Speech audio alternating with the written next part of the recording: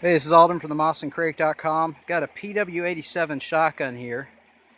It's modeled after the 1887 Winchester lever action shotgun, except this one is a hell of a lot cheaper, and actually I've heard the originals have part breakages quite often. So for someone that's wanting to look like the Terminator and Terminator 2, you know, back a motorcycle with awesome 12 gauge, this may be an option for you if you're on a tight budget and don't want to spend $1,500, $2,000 for the real thing, or $1,300 for another copy. These are made for Century Firearms. They're made in China. The quality, surprisingly nice. I'd expect this to be about a $600 shotgun, to be honest. Now, I've not fired this one before. It is mine. I've had these on the website before for right around $300, $299, I believe is what I had them at.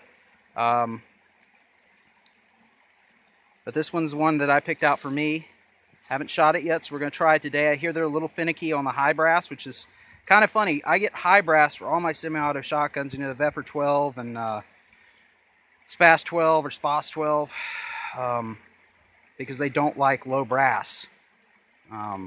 But this, for whatever reason, likes the cheap stuff, and I'm told it does not like the expensive stuff. So we're going to try this out today. First time shooting, good or bad, I'm going to put it in the video. Most of the reviews I've seen have been very good. We've got some estate. That's the high brass, and then we got some cheap birdshot there. Birdshots on the left, buckshots on the right. Now these will only shoot the standard 2 3/4 or 2 3/4 shell. It will not shoot any other rounds. It holds 5 in the tube. All right, so this is how you load it. It's a little bit different than the original, I believe. We're going to mix this up a bit. Push it down there in the tube. Put the last one's birdshot, but we're going to try a few buckshot. Like I said, supposedly these don't like high brass, so we'll see. I'm only going to put 4 in there. Put the last one in the tube is birdshot. And to load it,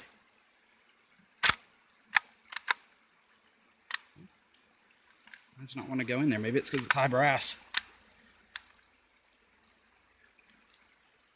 Try the birdshot and get down to it. Well, it loaded that one. Like I said, I've never even loaded this shotgun, so it's the first time. It's ready to go, so we'll start shooting some zombies. Get to the chopper!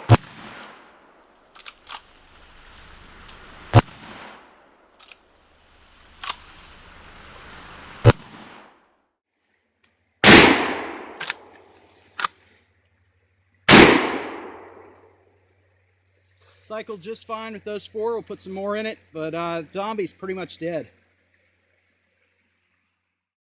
So so far, only shot a little bit out of it. It seemed to cycle the high brass just fine.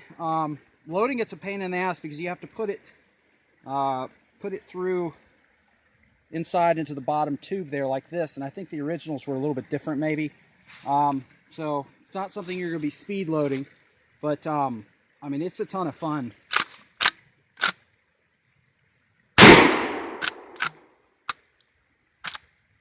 That's the other thing. You have to really... Well, there's the first malfunction we've had. There we go. You've got to really kick this back in order for that shell to extract. That's one thing I've noticed.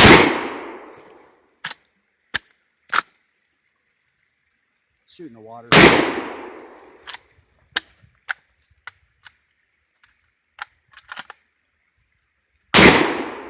It's got quite a bit of kick to it.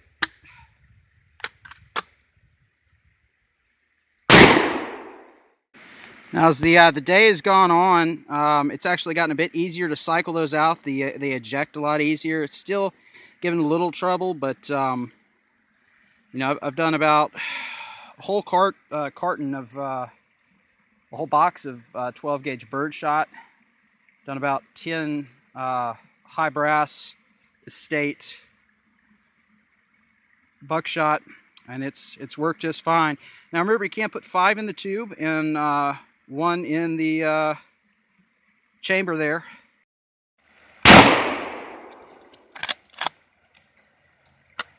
You got to cock it out fully the whole way. Slam it. No, it's still got the old one in there. That's one of the problems I've noticed with this. It may be because this is a brand new gun, but you've really got to work that action for it to open up. But it seems to be getting a little bit easier as time goes on.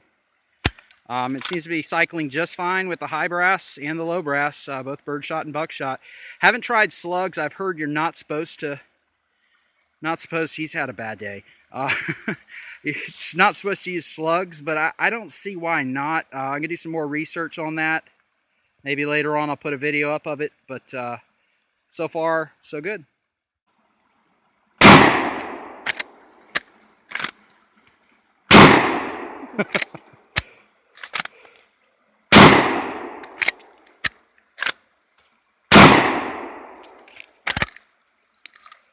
Now, that's my girlfriend shooting at. You know, she's about 5 foot tall. She's a little dwarf. So, you know, if she can do it, you know, this is not a bad gift for even, you know, your girlfriend or your wife, something like that, into cowboy action. It's a pretty cool gun. Doesn't get much neater than that.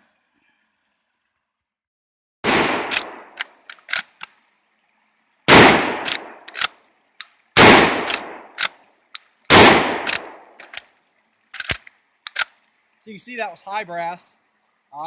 Functioned pretty good that last round. Kind of didn't want to come out, but the more you shoot it, got about 50 shells through it now. The more you shoot this gun, the better it fires. So I think if you get one of these and you're having any trouble, I've heard some people have trouble with them.